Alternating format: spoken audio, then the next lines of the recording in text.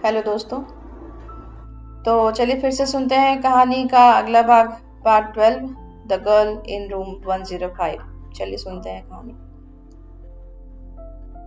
Mock test in mathematics. इस रविवार 10 बजे मैंने क्लास खत्म होने पर कहा। 2 दर्जन स्टूडेंट्स में से अधिकतर को यह सुनकर अच्छा नहीं लगा, लेकिन मैं इसे इग्नोर करके बाहर निकल आया। कॉरिडोर में मैंने अपना फोन देखा, उसमें रघु के 2 मिस्ड कॉल थे। उसने एक मैसेज भी भेजा था, मैं दिल्ली से जा रहा हूँ, क्या हम एक बार मिल सकते हैं। मैं कोई जवाब देता इससे पहले ही चंदन अरोरा के गुटके की बू मुझ तक पहुंच गई। काम के दौरान फोन नहीं देखना मैं पहले भी कह चुका हूँ, चंदन ने पीछे से कहा। सॉरी सर, मैंने कहा। मैं मन ही मन उसके गंजे सिर पर फोन मारते हुए कहा। थैंक्स फॉर कमिंग, रघु ने कहा। No issues. तो तुम मुझसे क्यों मिलना चाहते थे? हम हौज खास सोशल आए हुए थे और एक लेक फेसिंग मेज पर बैठे थे। उसने काला स्वेटर पहन रखा था जो उसके चश्मे के मोटी फ्रेम से मैच कर रहा था। उसके हाथ में आईफोन एक्स था जो 3 महीने पहले ही मार्केट में आया था और 1 लाख रुपए से ज्यादा उसकी कीमत थी। मैं समझना चाहता हूँ कि हुआ क्या था, रघु ने कहा। मैं तुम्हें पहले ही सब कुछ सिलसिलेवार रूप से बता चुका हूँ। रघु ने मेरी ओर अविश्वास से देखा। क्या? तुम ऐसे क्यों देख रहे हो? पता है केशव, तुमने अतीत में मुझे कितना जलील और परेशान किया है, बहुत ज्यादा। तो अब तुम क्या चाहते हो? मैं उस सब के लिए माफी मांगू? वेटर हमारे लिए मसाला टी के 2 कप ले आया। उसके जाने के बाद रघु बोला, नहीं, तुम्हारी माफी का अब मैं क्या करूंगा, और मुझे इंसल्ट से भी फर्क नहीं पड़ता। मैं लड़ाई फसाद करने वाला आदमी नहीं हूं। मैं केवल इतना ही चाहता था कि तुम जारा की जिंदगी से दूर हो जाओ। मैं उठ खड़ा हुआ। और मैंने ऐसा नहीं किया। मैं उसे भुला नहीं पाया, फाइन। सॉरी। अभी मैं जा सकता हूँ? बैठ जाओ प्लीज केशव। मैं पहले ही कह चुका हूँ कि मुझे तुम्हारी माफी नहीं चाहिए। तो तुम्हें चाहिए क्या? मैंने बैठते हुए कहा। और ये जारा थी जो इस बार मुझसे मिलना चाहती थी। Calm down please. तुम जब ऐसे एग्रेसिव टोन में बात करते हो तो ये मुझे अच्छा नहीं लगता। क्योंकि तुम फट्टू हो, मैं कहना चाहता था लेकिन चुप रहा। सबसे पहले चीज तो मैं चाहता हूँ वो ये है कि उसने अपने हाथ पर बंधे पट्टे की ओर इशारा करते हुए कहा, अब ये सब बंद करो। मैं वायलेंट आदमी नहीं हूं, मैं केवल जारा के साथ सिंपल लाइफ जीना चाहता था।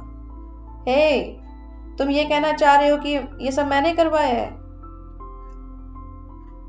मैं कोई इल्जाम नहीं लगा रहा। एक तरफ मैं जहां इस मामले की तह में जाना चाहता हूँ, वहीं दूसरी तरफ मेरी फैमिली चाहती है कि मैं अब इस सब से दूर रहूं। प्लीज, मैं तुमसे रिक्वेस्ट करता हूँ कि अब मुझे और मेरे परिवार को चोट मत पहुंचाओ। मेरे पेरेंट्स बहुत डरे हुए हैं। लेकिन मैंने कुछ नहीं किया है, मैं भला ऐसा क्यों करूंगा? मैं ये नहीं कह रहा हूँ कि ये तुमने किया है। मैं केवल इतना ही कह रहा हूँ कि अगर तुमने कुछ किया हो तो प्लीज अब यह बंद कर दो। मुझे शांति से जीना है। रघु, मैंने तुम्हें बहुत सारी बातें कही हैं और तुम्हारा मजाक भी उड़ाया है, लेकिन मैं तुम्हें चोट क्यों पहुंचाऊंगा? जारा और तुम 3 साल से ज्यादा समय से डेट कर रहे थे। क्या मैंने कभी कुछ किया? मैं उस फट्टू को मार दूंगा, ये तुमने एक बार जारा से कहा था। वो तो गुस्से में कह दिया था, नशे की हालत में। प्लीज, मैंने कुछ भी नहीं किया है। एनीवे, उन लोगों ने वॉचमैन को पकड़ लिया है। वो चुप हो गया। उसकी आंखों से अब भी अविश्वास झलक रहा था। रघु, मैं इस बात को समझ सकता हूँ कि तुम मेरा भरोसा नहीं करते, लेकिन मैं कसम खाकर कहता हूँ मैंने किसी को हर्ट नहीं किया है, न जारा को न तुम्हें। ओके? उसने धीरे से सिर हिलाया और ख्यालों में गुमसा नीचे देखने लगा। फिर उसने बहुत धीमे से कहा, इतने धीमे से कि मुझे अपने कानों पर जोर देकर सुनना पड़ा। वो मेरा सब कुछ थी, मेरी जिंदगी की खुशी। शायद यही बात मैं भी उससे कह सकता था, लेकिन ऐसा लग रहा था जैसे वह अपनी स्लो मोशन आवाज में खुद से बतिया रहा हो।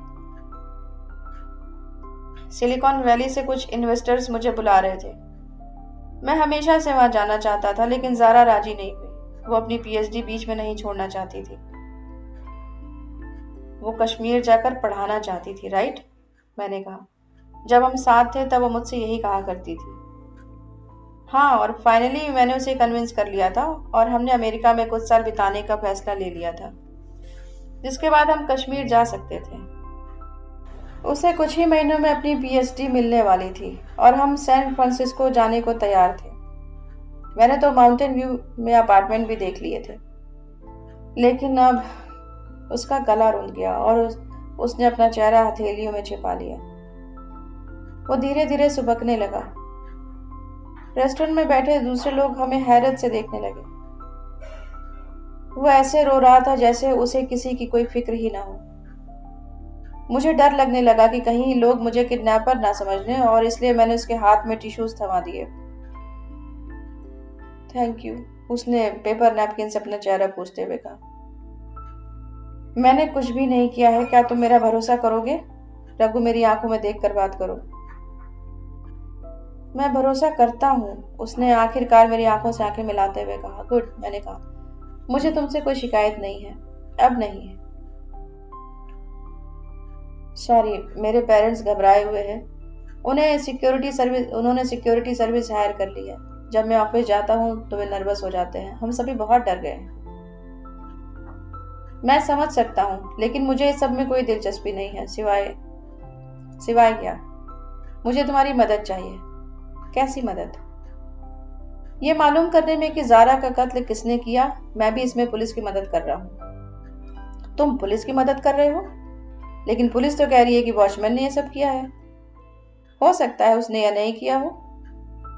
एक्चुअली जब उन्होंने लक्ष्मण का नाम लिया तो मुझे भी यह सुनकर हैरानी हुई थी। तुम्हें हैरानी हुई थी? हाँ, मैं उस वॉचमैन से मिला हूँ। उसे देखकर ही नहीं लगता कि वह कत्ल कर सकता है, लेकिन पुलिस ने तो टीवी पर यही कहा कि वह हत्यारा है। कभी कभी पुलिस मीडिया को चुप कराने के लिए भी कुछ चीजें कह देती है। तो फिर ज़ारा को किसने मारा? ये तो मैं भी जानना चाहता हूँ। यही मालूम करने में तो मुझे तुम्हारी मदद चाहिए। ठीक है, मैं इसमें तुम्हारी मदद करूंगा। मेरे पेरेंट्स तो चाहते हैं कि मैं इस सबसे पूरी तरह दूर हो जाऊं, लेकिन लेट्स डू दिस। नहीं रघु, मैं तुम्हारे साथ मिलकर काम नहीं करना चाहता। मुझे केवल तुम्हारी मदद चाहिए, क्योंकि तुम उसको और उसकी दुनिया को अच्छी तरह से जानते थे। रघु ने हैरानी से मेरी ओर देखा। मैं चुप रहा। जैसी तुम्हारी मर्जी, उसने कहा। ओके, मैंने कहा और अपनी नोटबुक निकाल ली। मेरे कुछ सवाल हैं। श्योर।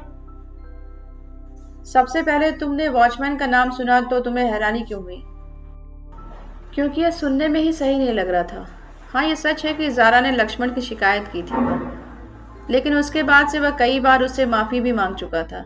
एक बार तो मेरे ही सामने उसने माफी मांगी थी, जब मैं कैंपस में ज़ारा से मिलने गया था। तब ज़ारा ने क्या किया था? वह इस मामले को लेकर नर्म पड़ गई थी। उसने अपनी शिकायत तो वापस नहीं ली थी, लेकिन उसने उसका फॉलोअप बंद कर दिया था। उसने ज़ारा को बताया था कि उसकी बेटी छोटी है और घर में एक वही कमाने वाला है। इसके अलावा कोई और ऐसी चीज है जिसके चलते तुम्हें लगता हो कि उसने हत्या नहीं की है? वो लोग जो मुझे मारने आए थे, उनके बारे में क्या? वे लक्ष्मण की तरह किसी गांव के लोग नहीं लग रहे थे। अपने कपड़ों और बोलचाल से वे शहर के रहने वाले लग रहे थे। मैंने पुलिस को भी यह बताया था, लेकिन शायद उन्होंने ठीक से मेरी बात सुनी नहीं। मैंने अपनी नोटबुक से नजर हटाई। उस दिन तुम्हारे साथ एग्जैक्टली क्या हुआ था? मैं देर रात काम खत्म करके ऑफिस से बाहर निकल रहा था। जब मैं अपने ड्राइवर का वेट कर रहा था तो 4 लोग आए और मुझे मारने लगे। पहले तो मैं समझा कि वो मेरा फोन या पर्स छीनना चाहते हैं, लेकिन उन्हें यह नहीं चाहिए था। वो बस मुझे चोट पहुंचाना चाहते थे। ये सब कितनी देर तक चलता रहा? जब तक मेरा ड्राइवर गोपाल कार लेकर नहीं आ गया। उन्होंने कार पर भी पत्थर मारे और उसकी खिड़की तोड़ दी। फिर वो भाग गए। गोपाल बाहर आया तो देखा कि मैं खून में लथपथ सड़क पर पड़ा हूं। और वही तुमको हॉस्पिटल ले गया। पहले वह मुझे घर ले गया। मेरे पेरेंट्स मुझे अपोलो हॉस्पिटल लेकर आए। वहां मुझे डॉक्टरों ने बताया कि मेरी बाईं बाह में फ्रैक्चर है और सिर में भी चोट आई है। उन्होंने मुझे ऑब्जर्वेशन में रखने के लिए एडमिट कर लिया। तुमने जारा को इसके बारे में बताया था? ऑफ कोर्स, मैंने उसे कार से ही मैसेज कर दिया था और वो हैदराबाद आना चाहती थी, लेकिन उस सक्सेना ने उसे नहीं आने दिया। प्रोफेसर सक्सेना? उसका गाइड? हाँ, उसने कहा कि उसे एक पेपर प्रेजेंट करना है जिसकी डेडलाइन सिर पर है और उसे उसमें उसकी मदद चाहिए। लेकिन जारा ने इसका विरोध नहीं किया।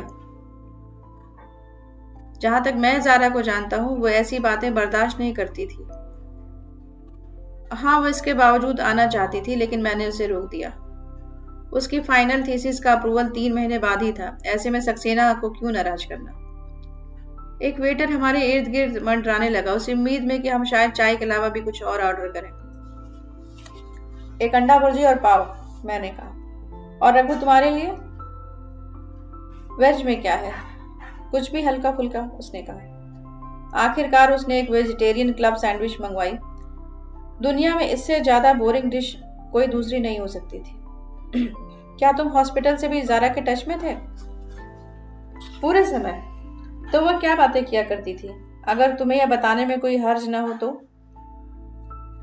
रोजमर्रा की बातें, मेरी हेल्थ से जुड़े सवाल। मैं उसे कहता कि मैं उसे मिस कर रहा हूँ। हम अपने मैरिज फंक्शन प्लान के बारे में बात करते, बे एरिया में जाने को लेकर बातें करते थे। ये तमाम बातें चैट पर होती थी। कुछ व्हाट्सएप चैट और कुछ फोन कॉल्स। तुम मेरा फोन देखना चाहोगे? उसने अपना आईफोन मेरी ओर बढ़ा दिया। नहीं, मुझे नहीं लगता इसे देखना सही होगा। क्या उसने ऐसी कोई बात कही थी जिससे यह लगता हो कि वह स्वयं को खतरे में महसूस करती है? नहीं। क्या वो किसी से अपसेट थी? केवल सक्सेना से। मैं तुमको बताता हूँ कि उसने सक्सेना के बारे में एग्जैक्टली क्या कहा था। उसने कहा और अपनी व्हाट्सएप चैट्स को स्क्रॉल करने लगा। I hate him, I just hate him. Raghu ने अपने फोन से जारा का मैसेज पढ़कर सुनाया। और इसके अलावा? तुम खुद ही देख लो ना। उसने अपना फोन मुझे थमा दिया। मैं पल भर को झिझका, फिर जारा के साथ उसकी चैट्स पढ़ने लगा। मैं स्क्रॉल करके वहां तक पहुंच गया जिस दिन रघु पर हमला हुआ था। उसने अपनी लहूलुहान बाह का एक फोटो जारा को भेजा था। उसने शॉक रिएक्शन दिया था और उसे कॉल किया था। मैंने उनकी चैट्स देखी जिसमें वे इस बारे में बात कर रहे थे कि यह किसकी करामात हो सकती है, लेकिन वे किसी नतीजे पर नहीं पहुंच पा रहे थे। इसके बाद के दिनों की chats how is my baby और बेबी मिसेज यू जैसी बातों से भरी पड़ी थी। उसने हॉस्पिटल बेड से अपनी एक सेल्फी भेजी थी। उसने जवाब में किसेस भेजे थे।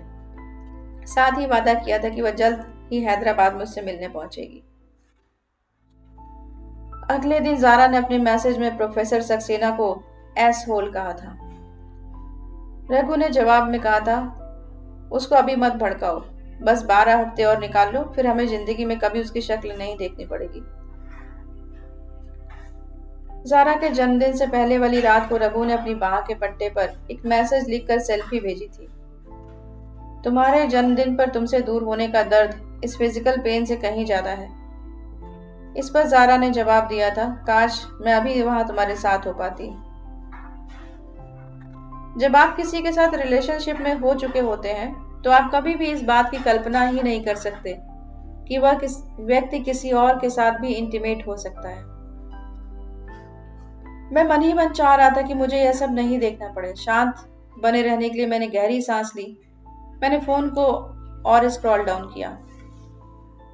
रघु ने रात ठीक 12 बजे मैसेज किया था। रात के 12 बज रहे हैं। हॉस्पिटल ने मुझे इतनी देर तक जागने की इजाजत नहीं है, लेकिन ये तुम्हारा जन्मदिन है। Happy birthday baby. तुम मेरी जिंदगी हो, तुम मेरा प्यार हो। काश मैं अभी तुम्हारे पास होता। I love you. Thank you. I love you too so much, Zara ने जवाब दिया था। रघु ने हग और किस इमोजी के साथ रिप्लाई किया था। चंद घंटों बाद रघु ने एक और मैसेज भेजा था। हे बर्थडे बेबी, गुड मॉर्निंग और उसके आधे घंटे बाद एक और मैसेज, मेरी बर्थडे गर्ल क्या क्या कर रही है, अभी तक सो रही हो क्या? मैंने 2 बार कॉल किया था। लेकिन इन आखिरी के 2 मैसेजेस पर डबल ब्लू टिक नहीं थी। जाहिर है जारा वो मैसेज कभी देख ही नहीं पाई। मैंने उसका फोन उसे लौटा दिया। आई एम सॉरी, मैंने कहा। उसने सिर हिला दिया। मैं उसे बहुत प्यार करता था। मैं रघु और जारा के रोमांस के बारे में इससे ज्यादा और कुछ नहीं सुनना चाहता था, इसलिए मैंने विषय बदलना बेहतर समझा। क्या सक्सेना के अलावा कोई ऐसा इंसान था जिससे जारा बहुत नफरत करती थी या जिसे वह पसंद नहीं करती थी? तुम तो जारा को जानते ही थे। वो बहुत पॉजिटिव इंसान थी। वो हमेशा लोगों की अच्छाइयों को ही याद रखती थी। कोई भी नहीं। हाँ, केवल सक्सेना ही। वह उससे बहुत नफरत करती थी। मैं भी करता हूँ। क्यों? क्योंकि उसने उसे छुट्टी नहीं दी, इसलिए? नहीं, इससे कहीं ज्यादा। उसने जानबूझकर उसकी थीसिस को 1 साल तक लटका कर रखा। और मेरे ख्याल से मुझे तुमको अब बता देना चाहिए कि उसने जारा का इस्तेमाल करने की कोशिश भी की थी। क्या? हाँ, उसने कहा था कि अगर वो चाहे तो उसकी थीसिस जल्दी अप्रूव हो सकती है। डीन सक्सेना? सीरियसली? मैंने कहा। उसकी उम्र तो 45 साल की होगी। 45 नहीं, 48 साल। जारा कई सालों से उसे झेल रही थी, लेकिन उसकी मजबूरी यही थी कि उसकी फाइनल पीएचडी थीसिस उसे ही अप्रूव करनी थी। मैं तो विश्वास ही नहीं कर पा रहा हूँ। जब हम कॉलेज में थे तो सक्सेना हमें पढ़ाता था। वो बहुत वर्कोहलिक था।